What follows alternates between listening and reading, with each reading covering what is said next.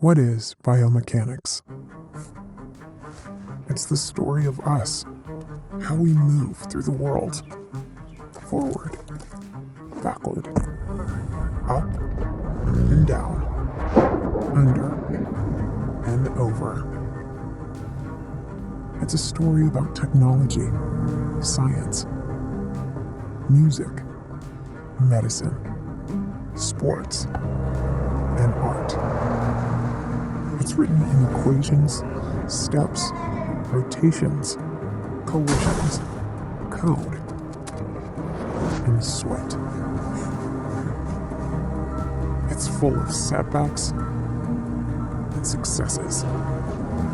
Biomechanics is a story built on the past, informed by the present, and envisioning our future for a better world in motion.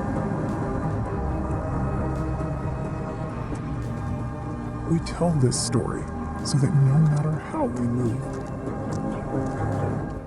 we're always moving forward.